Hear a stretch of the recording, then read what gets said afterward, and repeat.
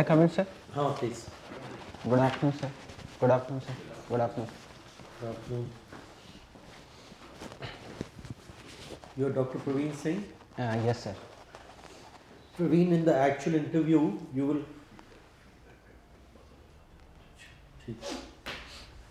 You are a doctor. Yes, sir.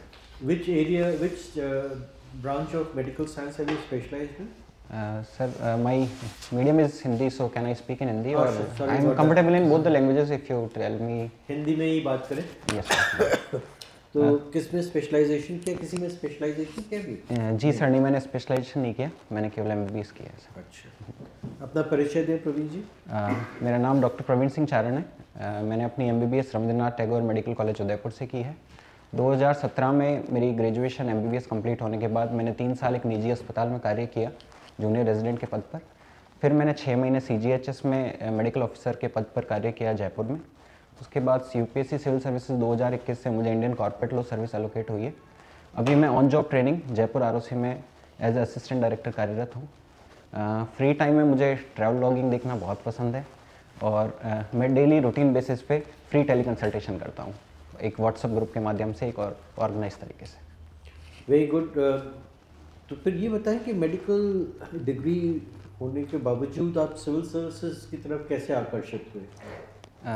Sir, initially एक निजी कारण था और लास्ट में सार्वजनिक कारण बना.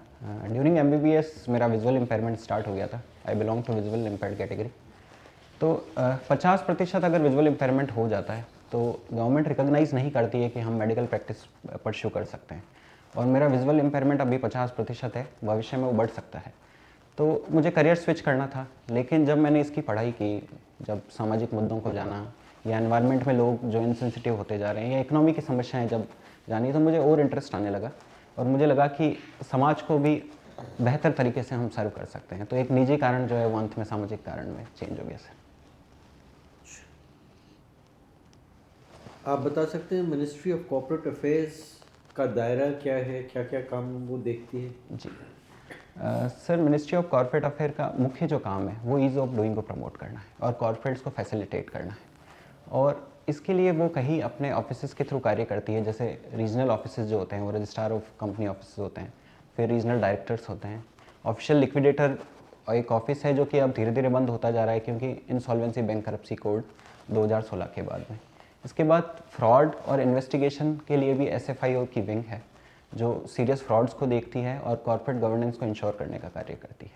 तो फैसिलिटेशन और साथ ही साथ में माइनर रूप से रेगुलेशन का भी कार्य करती है ताकि कॉर्पोरेट गवर्नेंस अच्छा हो और लेवल प्लेइंग फील्ड सारे कॉर्पोरेट्स के लिए रहे. पहले एक एंटिटी हुआ करती थी BIFR, board of industrial and financial reconstruction. उसके बारे में थोड़ा बताएं कि अब क्या उसका स्वरूप है? सर, मैं उससे अवेयर नहीं हूँ. I will definitely read about that sir. ठीक है. अच्छा, राजस्थान में समय समय पर ये टिड्डी का आतंक जी होता सर. है, लोकस्ट मेनेस. जी सर. तो हर साल नहीं होता है कि कभी कभी होता है किसी साल में. तो इसके पीछे क्या कारण है? हर साल क्यों नहीं होता, कभी कभी क्यों होता है? सर, इसके पीछे बहुत सारे कारण हैं. एनवायरमेंटल फैक्टर हैं और इकोलॉजिकल फैक्टर्स भी हैं और जोग्राफिकल फैक्टर्स भी हैं. क्योंकि इनका जो ओरिजिन है वो अफ्रीका से ओरिजिन होता है और इनका पूरा एक रूट है कि सेंट्रल एशियन रूट से वो नॉर्थ वेस्ट फ्रंटियर में राजस्थान में एंट्री करते हैं. तो जब उनका ब्रीडिंग सीज़न होता है, जो उनका ब्रीडिंग सीज़न है, बहुत सारे फैक्टर्स से इन्फ्लुएंस होता है कि temperature, humidity plus rainfall, precipitation, these factors are responsible for their breeding season. तो उनका ब्रीडिंग सीजन जिस समय होता है या scarcity of food in their native place, तो दीज आर द फैक्टर्स जो उन कंट्रीब्यूट करती है कि कुछ साइकिल्स में जो टिड्डी दल का जो अटैक हो वो राजस्थान में दिखाई देता है. और बीच में बहुत सारी कंट्रीज़ भी है, कई बार वो इफेक्टिव मेजर बीच में लेते हैं तो वो राजस्थान तक नहीं पहुंच पाते हैं या इंडिया तक नहीं पहुंचते हैं. लेकिन कई बार जो बीच के नेशंस है जैसे अफगानिस्तान हुआ, पाकिस्तान हुआ या उससे भी पहले की जो सेंट्रल एशियन कंट्रीज़ हैं या जहाँ से ओरिजिन है अफ्रीका, अगर वहाँ मिटिगेशन नहीं होता है तो वो यहाँ पहुँच पाते हैं. आपने एनवायरनमेंट की बात की, तो ये क्लाइमेट चेंज, जी सर. इसके बारे में कुछ लोगों की धारणा है, डोनाल्ड ट्रंप जैसे, कि ये तो होता आया है, ये प्राकृतिक चीज़ है. ओवर द इयर्स 8 ऐसी साइकिल्स आ चुकी हैं, ice age, warm age, ice age again वगैरह वगैरह, और ये एक फ्रॉड है, होक्स है। इस विषय में आपका क्या कहना है? सर इस स्टेटमेंट से मैं पार्शली एग्री करता हूँ। डेफिनेटली क्लाइमेट चेंज एक नेचुरल फिनोमिना है जो ओवर द टाइम हुआ है, पहले भी मास एक्सटेंशन हुए हैं। पर क्लाइमेट चेंज की जो इंटेंसिटी है या जहाँ ये उसकी फ्रीक्वेंसी जो अभी इंक्रीज़ हुई है वर्तमान में, वो बहुत ही खतरनाक है और वो बहुत ही बड़ा चैलेंज एज ए इमर्ज हो रहा है कि अगर हम सी लेवल रेस की बात करें या ग्लोबल टेम्परेचर रेस की बात करें कि एक ही दशक में हो सकता है कि हम 3 डिग्री जो सेल्सियस है उसको भी क्रॉस कर जाएं। इतनी इंटेंसिटी हमने पिछली सेंचुरी में नहीं देखी है ना उससे पहले सेंचुरी में देखी है, तो इसका पेस जो है वो इंक्रीज़ हो रहा है। और दूसरा जो बड़ा फैक्टर है वो एंथ्रोपोजेनिक फैक्टर अधिक पाया जा रहा है इसमें कि ग्रीन हाउस गैसेस का एमिशन है, वो बड़ा फैक्टर है क्लाइमेट चेंज और ग्लोबल वार्मिंग के लिए। और पहले इस तरह के फैक्टर्स नहीं पाए गए थे जो पहले के मास एक्सटेंशन से, वो मोस्टली नेचुरल थे। Now it is more anthropogenic. आपने मास एक्सटेंशन की बात की, तो 6th मास एक्सटेंशन, जी सर। इसके बारे में थोड़ा प्रकाश डालें। मेरा आखिरी प्रश्न आपके लिए। सर एग्जैक्टली तो मैं उसको रिकॉल नहीं कर पा रहा हूँ। Mass extinction sir what are the reason और फैक्टर्स क्या थे उसको तो सर मैं राइट नाउ तो I am not able to recall. Thank you Praveen. Yes. Okay, Praveen, आपकी जो आँखों की जो ये है, इसकी कोई नाम है इस बीमारी का? जी सर। क्या है? सर स्टागार्ड डिजीज है, एक जेनेटिक डिसऑर्डर है और इसमें मैकुलर डिस्ट्रॉफी, रेटाइना का जो सेंटर पार्ट होता है मैकुला, वो डीजनरेट हो गया है सर। तो 2015 में ही स्टार्ट हुआ था during my MBBS. Okay. Earlier I was totally fit like 6/6 vision and now it is 6/60 sir. 6/60? Yes sir. और इसका प्रोग्रेशन क्या है? सर मैकुलर डिस्ट्रॉफी प्रोग्रेस होती है जनरल केसेस में। जैसे मेरे केस में अभी होल्ड हुई है क्योंकि मैं काफ़ी लाइफस्टाइल मॉडिफिकेशंस कर रहा हूँ और साथ में एंटीऑक्सीडेंट्स भी ले रहा हूँ, तो मैं इसके प्रोग्रेशन को डिले कर रहा हूँ। लेकिन कुछ केसेस में 80% 90% तक भी हुई है over the time, 20 years 25 years। Okay, तो आपने 8 साल तो प्रैक्टिस किया है? Sir 4 years। 4 इयर्स प्रैक्टिस किया है? Yes sir. तो उसके बाद या तो यूपीएससी एग्जाम के लिए तैयारी करते रहे या अभी अपनी ट्रेनिंग कर रहे हैं आप? जी सर मैंने कभी भी ब्रेक नहीं लिया अपने करियर में। मैं यूपीएससी की प्रिपरेशन मैंने हमेशा जॉब के साथ की है। 2017 से लेके 2021 तक मैं एक कॉर्पोरेट अस्पताल में था, उसके बाद मैंने सीजीएचएस ज्वाइन किया और 2021 सिविल सेवाओं में मेरा चयन हुआ और मैंने आईसीएलएस ज्वाइन किया। तो हमारे यहाँ पे जो एक स्कीम है, आयुष्मान भारत स्कीम, जी सर। इसके बारे में कुछ बताएंगे कि अभी कितने लोग इसमें कवर्ड हो गए हैं और क्या इसका लाभ है लोगों को?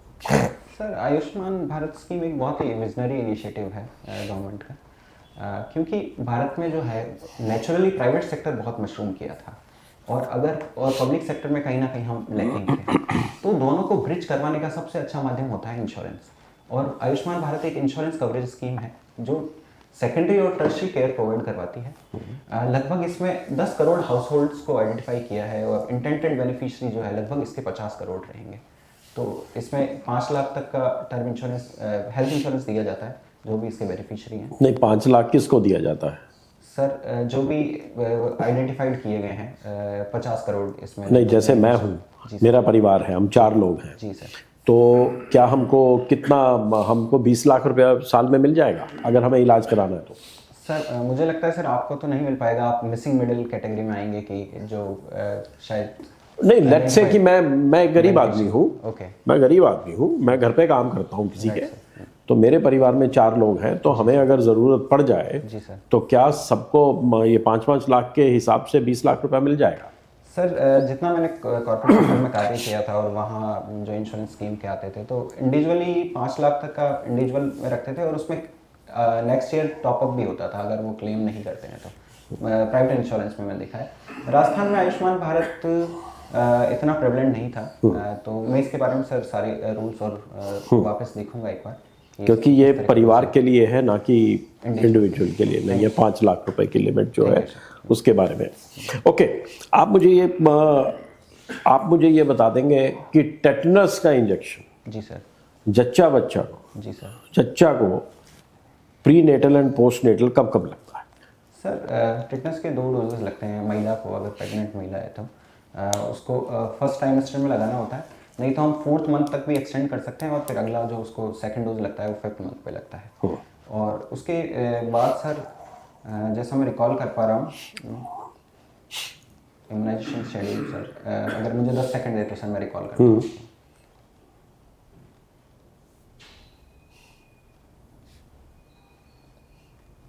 सर मैं अभी रिकॉल Okay. करने जा रहा हूँ। I will Okay. read, आप जिस जगह से आते हैं, जी सर। आप राजस्थान से दिल्ली में एक नदी आप भेजते हैं हमारे यहाँ, एक नदी आती है, तो कौन सी नदी आती है राजस्थान से यहाँ पे?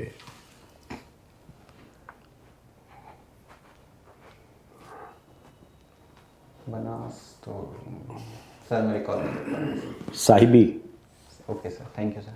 अच्छा, एक आप अपने, लास्ट मेरा सवाल है जी सर। कि आप अपने यहाँ से एक नदी भेजते हैं गुजरात में, रन ऑफ कच्छ में भेजते हैं, ओके कौन सी नदी है? सर लूनी नदी। ओके, तो ये लूनी क्यों कहते हैं इसको? सर इसका उद्गम स्थल जो है पुष्कर की अरावली घाटी से है और वो जो पूरा बेल्ट है उसमें सेलिनाइजेशन का इशू है, तो ये खारे पानी की नदी बताते हैं कि इसका पानी पीने योग्य भी नहीं होता है और कुछ क्षेत्रों में इसका पानी जो है वो कड़वा है, तो शायद इसको तो पीने लायक कहाँ, किन एरियाज में पीने लायक रहता है? सर उद्गम स्थल जो है इसका पुष्कर अरावली हिल्स में, वहाँ तो इसका पानी ड्रिंकेबल होता है क्योंकि इसका नेचुरल ओरिजिन है। ओके, जब ये कुबड़ पट्टी और उस क्षेत्र से निकलती है तो इसमें खारेपन की समस्याएं इंक्रीज होती जाती है। ठीक है, थैंक यू। प्रवीण, आपको पता है इंटरनेशनल डॉक्टर्स डे कब मनाया जाता है? जी सर, जुलाई 1 नहीं, वो तो हमारे यहाँ डॉक्टर्स डे मनाया जाता है, वो इंडियन कॉन्टेक्स्ट है। Okay sir, international doctors day is 24 October. Thank you sir. तो इंडिया में जो डॉक्टर्स डे है वो आपने बताया 1 जुलाई, वो क्यों 1 जुलाई को मनाते हैं? So I read that, but right now I'm not able to recall it. Okay, Sir, वो doctor Bidhan Chandra okay. Roy, Yes, BC yes, Roy Roy, sir, का yes. बर्थडे है। Yes, yes, sir. Thank you, sir. हर साल डॉक्टर्स डे बहुत धूमधाम से मनाते हैं। What was the theme of doctors day in 2023, आपको याद है?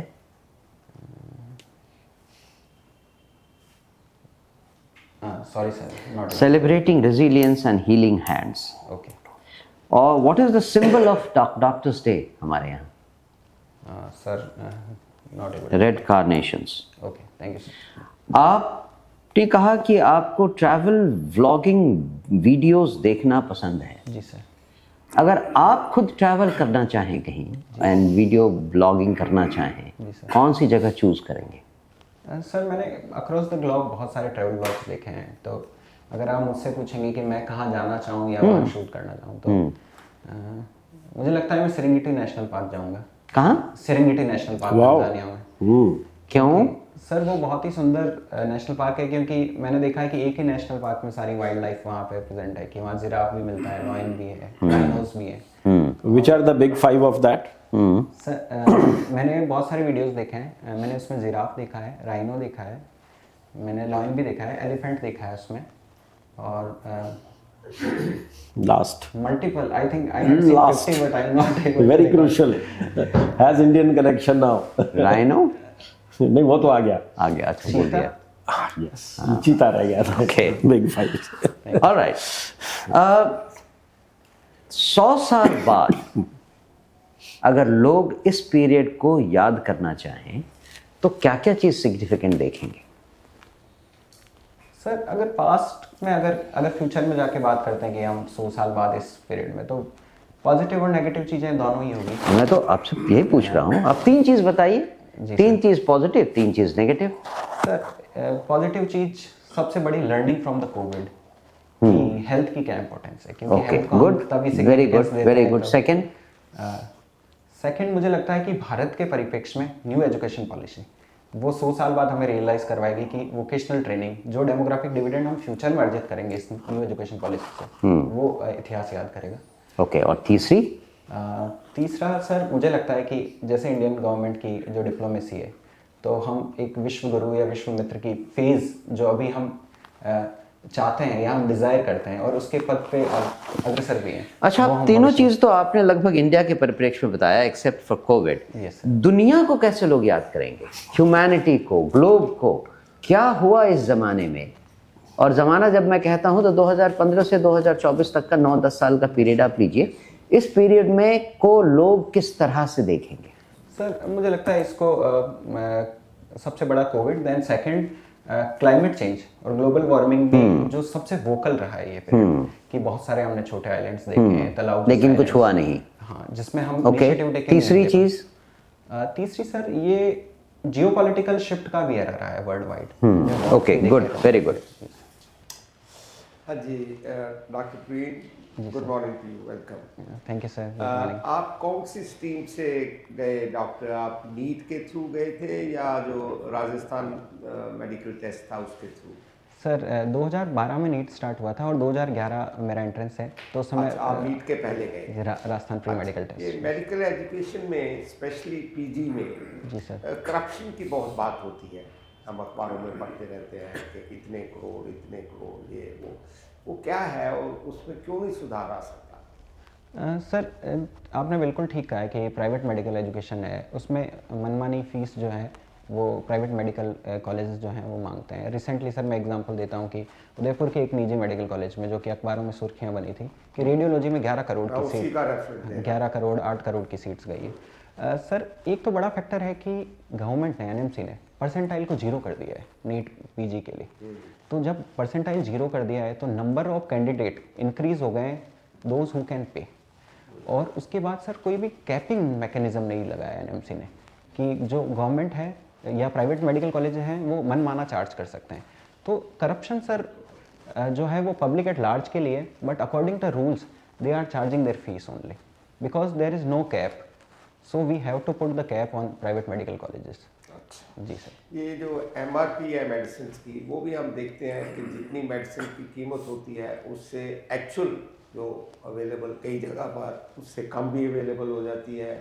और ये कार्टल जो है इनका मैन्युफैक्चरर का, वो बना के, मैं एक पर्सनली जानता हूँ कि एक दवाई जो 2500-700 की मिल रही थी, छोटी सी किसी कंपनी की बनाई, वही दवाई, वही साल्ट, वही सब कुछ जो है 450-500 में बहुत बड़ी कंपनी की बनाई हुई मिल रही थी।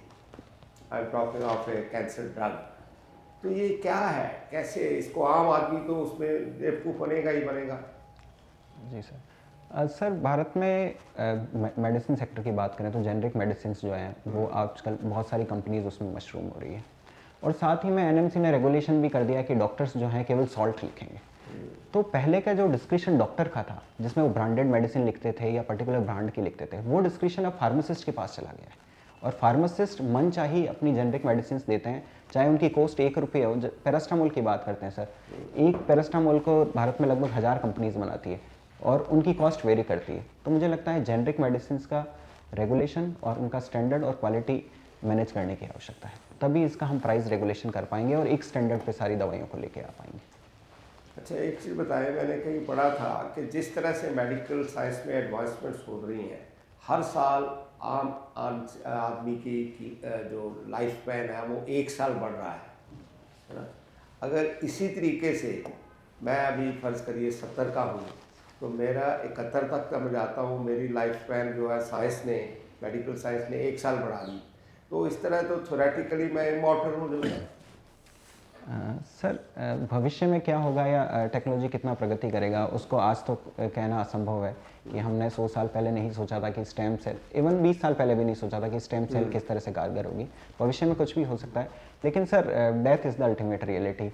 और जो सनाइल और नेचुरल प्रोसेस है वो कभी ना कभी तो सर डेफिनेटली। मेरा लास्ट प्रश्न आपको, आप राजस्थान से हैं और राजस्थान ने बहुत आर्म फोर्सेस को बहुत योद्धा और बहुत महान वीर सपूत दिए हैं। जी सर। मैं मेजर शैतान सिंह के बारे में जानना चाहता हूँ, आपने उनका नाम सुना है? सर मैंने उनका नाम सुना है, उनके नाम से बहुत सारे सर्किल्स और चौराहे हैं।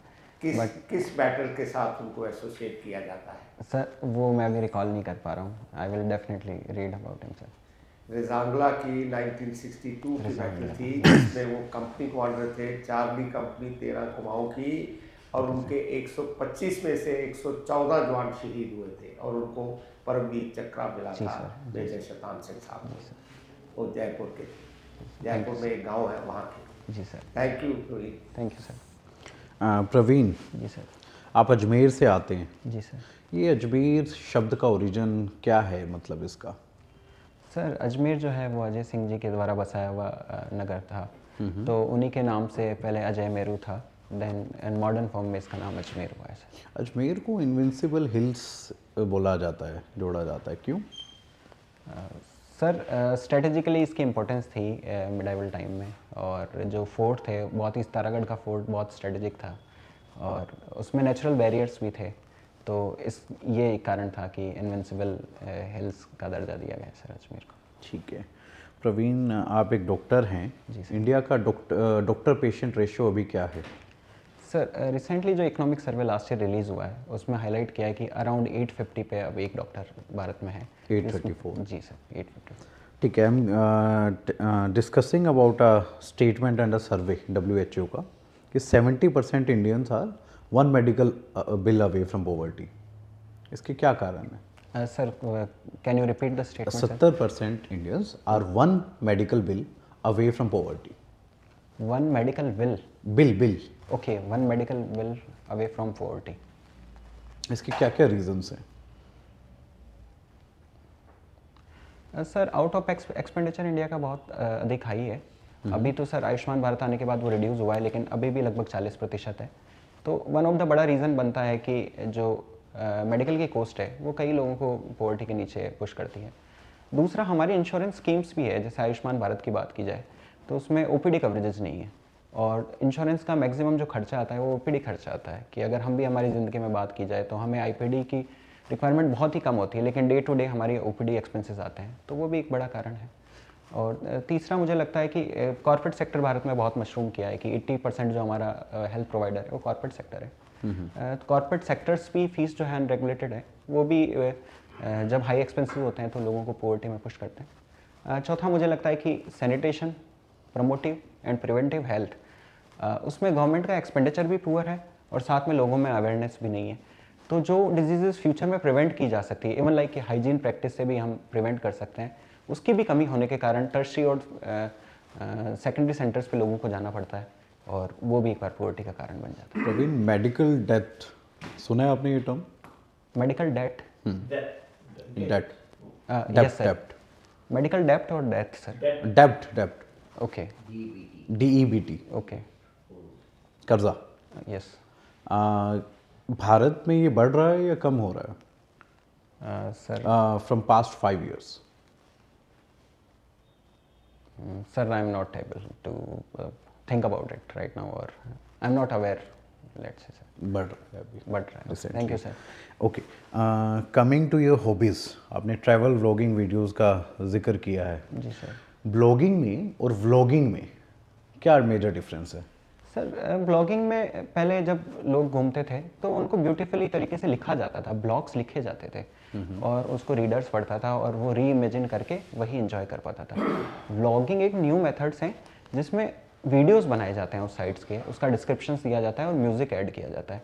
तो ब्लॉगिंग और व्लॉगिंग में प्रेजेंटेशन का मुख्य डिफरेंस है कि एक रिटन फॉर्म है और एक वर्चुअल और वीडियो फॉर्म है। ओके, रिसेंटली जो न्यू एज ब्यूरोक्रेट्स हैं, जी सर। उन्हें सोशल मीडिया बग का एक डिजीज़ उनमें मिला है। आप इसको कहाँ से जोड़ते हैं? ये कहाँ से आया, क्यों हो रहा है?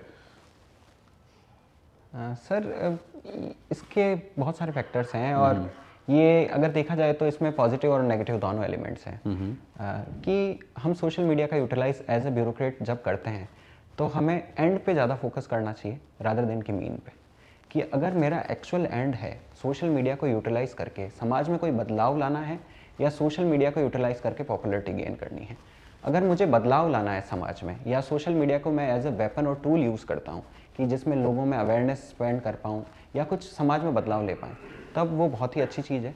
तब मैं सोशल बग जैसा नेगेटिव टर्म यूज़ करना पसंद नहीं करूँगा। लेकिन अगर कोई ब्यूरोक्रेट सोशल मीडिया का यूटिलाइज करके पॉपुलैरिटी गेन करना चाहते हैं या समाज में अपना वर्चस्व या वो ब्यूरोक्रेसी को ग्लोरीफाई करना चाहते हैं, तो ये बहुत ही सर दुखदायी बात है। और इस तरह का बर्ताव नहीं होना चाहिए, क्योंकि ब्यूरोक्रेटिक एनोनिमिटी जो है वो सबसे बड़ी वैल्यू मानी जाती है ब्यूरोक्रेसी में, तो हमें उस ठीक है तरह से प्रवीण, कार्य करना चाहिए। Thank you. Yes sir, Thank thank you. You.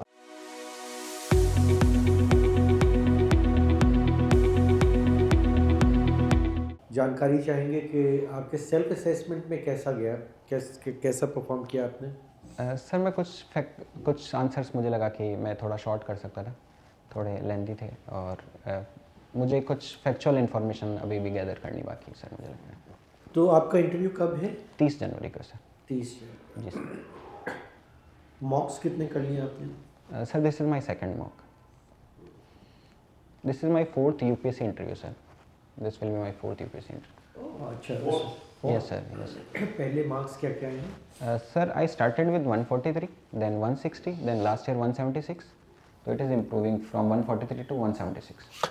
और बस कितने मार्क्स से मिस हुई?